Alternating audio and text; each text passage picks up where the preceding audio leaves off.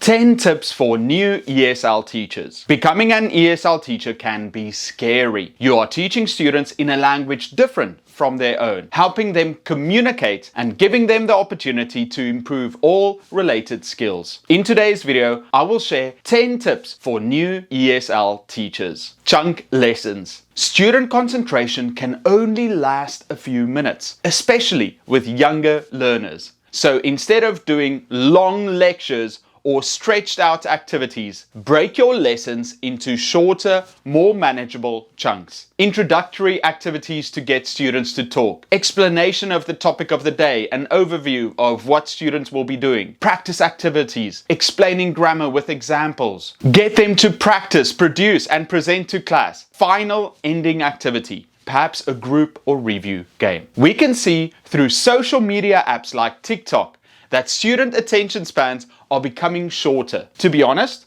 ours is as well. So instead of complaining, we need to teach in a way that is more conducive to them learning by adding variety and switching up activities. When we vary different activities during class, it resets students' attention and helps them practice multiple skills. You control the flow of the lesson, which makes it more engaging, allowing your students to concentrate better. To repeat, break your classes into smaller chunks. Do a variety of activities, use pair or group work, take feedback after each activity so that they recognize the importance of actually doing it. Engage your learners. Students learn better if they are interested in the teacher, who then teaches in an engaging way. Ask questions. If you show text, let them read. Make learning part of their lives by integrating their interests and experiences. The more connections you make between the content and the learners, the better they will internalize the knowledge and learn. We are often told to limit TTT, teacher talking time. But what is the alternative? Use yourself as a quick example when explaining topics or grammar. Then immediately ask a student to share their experience in the same way. After that, turn to other students to elaborate or to restate what the classmates said or give another example. If you are constantly engaging your learners, they have no choice but to stay alert and be ready to answer. ESL teachers that don't engage their learners do teaching a great disservice. So work on your social skills and captivate your learners. Many teachers say they don't want to be clowns, which is fine. You want to be entertaining, not entertainment. Be expressive, create a classroom climate of inclusion, and build rapport with your learners. Have fun without becoming a clown for your students. If you have a healthy and caring relationship with them, you will positively influence their attitude, behavior, and learning experience. Showing interest and caring about your students' lives is an important part of being a teacher and establishes a beneficial learning climate. Apply mutual respect, give plenty of encouragement, and smile. A student-centered classroom is the key to creating excitement in class and increases engagement and focus. Build student confidence. Part of your job as an English teacher is to help your students be more confident in themselves and in their ability to communicate in English. How do you build confidence? By putting them in uncomfortable situations, succeeding, and gaining experience. Get your students to talk about themselves. Practice useful, valuable skills and praise their effort. You do this by role-playing situations, giving them an opportunity to share experiences in English. Give them useful advice in everything ranging from body language tips, public speaking, and structuring their thoughts. No matter the age of your students, motivation is key to success. So tap into their needs and desires. Why do they want to learn English? Why would it be useful? How can they use it in their lives? Do they need it for their careers in the future? Do they want to enroll in foreign universities? Do they need to pass exams or acquire certifications? Find out whatever their motivation might be and then use it as a tool to direct their minds and actions to be better English learners. Remind them of it often. If they are too young to understand what their intrinsic motivation is, in that case, learning games are essential for teaching English. These group games serve as a fun way to learn and practice the skills you are teaching. Winning games serves as a reward for learning English, which pushes them to improve. Motivating learners and building their self-confidence is integral to being a successful teacher. Classroom management. The biggest worry most teachers have is maintaining discipline in their classes. How do they manage difficult students and control classes? Before we get into some classroom management tips, remember, most students don't misbehave in English classes that are fun and in which they are appropriately challenged. So make sure that you are prepared for your classes with sufficient material and engaging activities planned to prevent classroom misbehavior. But even in the best run classes, there will be issues. So let's look at some things to consider. Get to know your students' names and use it often. Create a routine in class where students know exactly what will happen and what is expected of them. Establish classroom rules early. Practice and repeat in role plays and explanations. Set boundaries. Be friendly with your students, but don't let them take advantage of you and stretch the rules. Explain clearly what is expected of them and how they should behave. Do not take misbehavior personally. Explain the rules to class, be ready to lecture them like a disappointed parent would, and if individual students act out, remind them of the rules and ask to see them personally later to discuss their behavior or actions. You do not want to get into an argument with a child. You are better than that. Keep your status as the leader in class. Punish the behavior, not the learner. A practical tip is to give a general warning.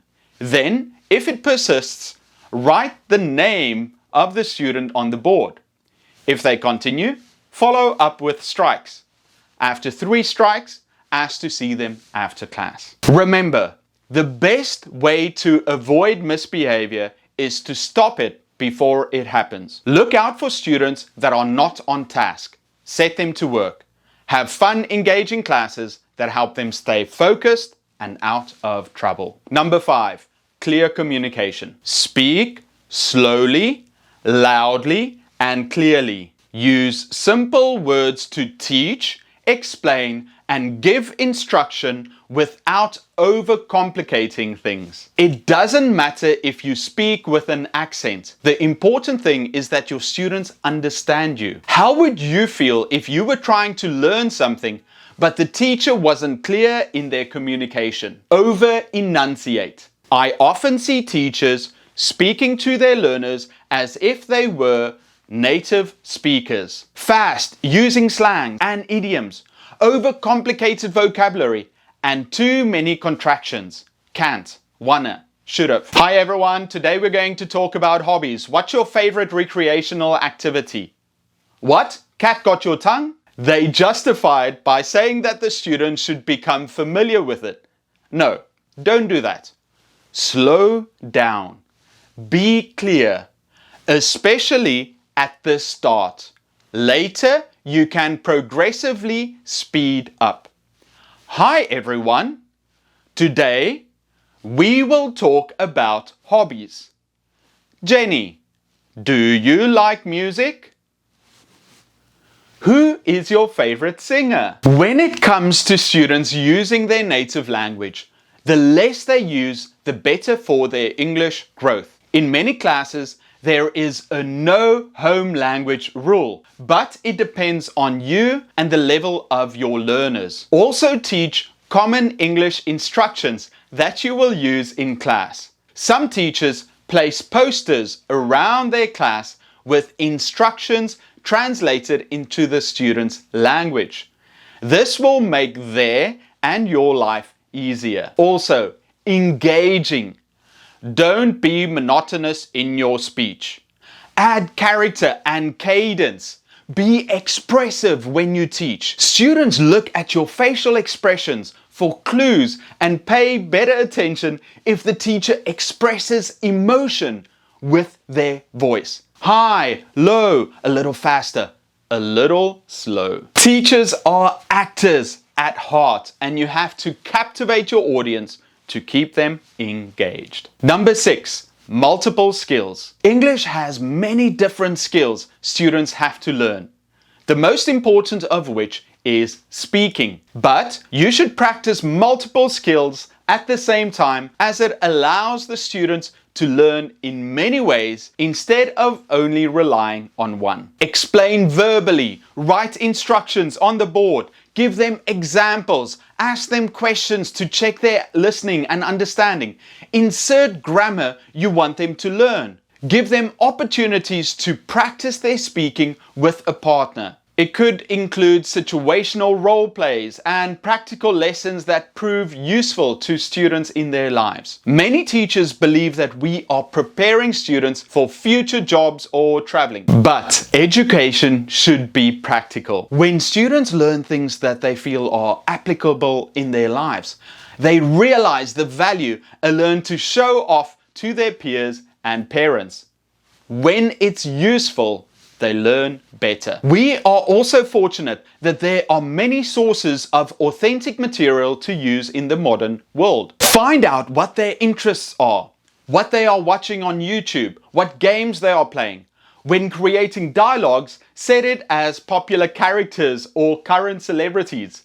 The internet is a fantastic resource filled with audio, video, and written sources. I did a video with the 20 best websites for ESL teachers. You can find it in the description below. The domains of language acquisition, speaking, writing, reading, listening, need to be equally exercised across content areas with every lesson, assuring that students are using them all to support their English language development is essential. Number 7. Create classroom routines. Students need to understand how your classes are generally run. How are they structured? What are some general activities that you use? What is expected of them? Start class with some questions to individuals. Do roll call. Have a set way of teaching and activities that students can rely on. Explain grammar in a similar way. End class with a team game to review. Once you've ingrained the structure of your lessons with your class, they can adjust better and focus on learning. Teachers are constantly looking for more activities and ideas for class, which is great. You want to find the most suitable activities that students enjoy. But you don't have to find a new chant or new activity or classroom game for every class. Instead, find the best 4 or 5. Then rotate through them every couple of lessons. You see, students love repetition, especially doing things they understand. But you don't want them to become bored with the activities. Also, if students are really into a game or activity, don't let it carry on for too long, as they will grow bored and get off task. Also, they will be left thinking that the activity has grown boring. Rather end it a bit earlier, with them begging for more.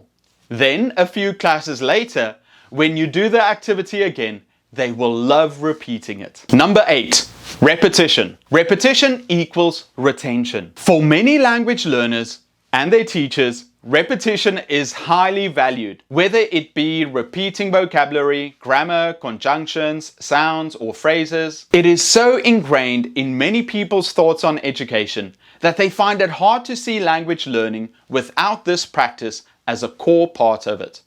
So, repeat the pronunciation of tricky words. The monarchy is when a queen is in charge. Monarchy. Repeat instructions. I want you to sit down with your friend. Write down 5 questions and answers about your weekend.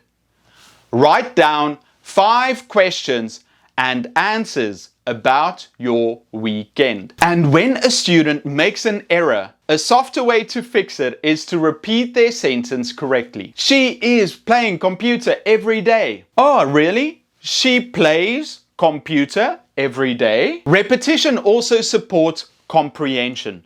So don't be shy to repeat things often to your classes. Remember, for singular nouns, add an S to the verb. Johnny, what did I just say? Singular verbs like he, she, the boy, the class, studies, eats. Add the S. Also, drilling sentences can be a monotonous but efficient way of teaching. Almost like reciting tables in math. Get students to chant specific grammar to practice sentence structure. I would like to leave. She would like to go. The class would like to play a game. Students also need to review what they have learned. Look back at previous classes and see how much they can recall. It will increase their confidence because it proves that they have learned something. Some teachers like to review what they did the previous class to remind their students. Some each month and others before important tests. Speaking of getting students to review tests, what I like to do is split the class into groups. Each group has to review some work. For example, if we have 3 groups, Group 1 will review Unit 1, Group 2 will review Unit 2, and Group 3 will review Unit 3. They should look at important vocabulary, good expressions, and useful grammar in their units. Give them 5 to 10 minutes to do that. Then, create new groups. Place 1 student from each into a new group so that each unit is covered. Now, each student is a teacher of their original unit. They have to explain that to the rest of the group members. Unit 1, 2, and 3.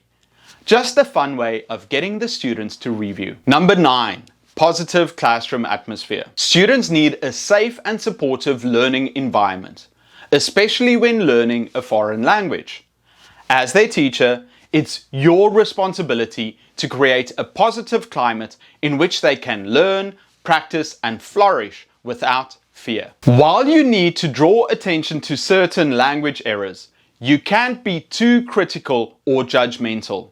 Under no circumstances should you have an ironic or discouraging tone. A positive classroom environment is one in which students feel comfortable sharing their thoughts, taking risks, asking questions, and confronting challenges in their learning. An educator can create this type of environment by presenting clear classroom expectations, providing opportunities to improve social skills, building relationships with their students, and offering relevant content. In this type of classroom setting, students feel as though educators value their input. From here, students can become more active participants in the learning process, which makes for a more productive learning environment. Build rapport by greeting students by their names and taking time to interact with each one individually. I like to ask students a question about their lives when they enter class. That gets them to open up and shows them that I care. It breaks the ice as they start speaking sooner rather than later. Hi, how are you today? What did you do yesterday? Anything special happening this week? Have high but realistic academic expectations for all students. Establish clear and consistent behavioral expectations. Encourage collaboration because it can lead to more engaging classes. Establish routine. A lot of children thrive on having a dependable daily routine in some aspect of their lives. Knowing what to expect when they walk into your classroom can create a sense of normalcy for students. Set rules and expectations. Provide guidelines such as classroom rules and expectations is an important way to let students know what behavior is acceptable. Reframe mistakes as learning opportunities. Mistakes are teachable moments and can help students learn how to cope with future mistakes and failures and feel more comfortable taking risks. Use humor. Humor helps students feel comfortable and at ease in the classroom. However, make sure you keep the mood positive and avoid sarcasm.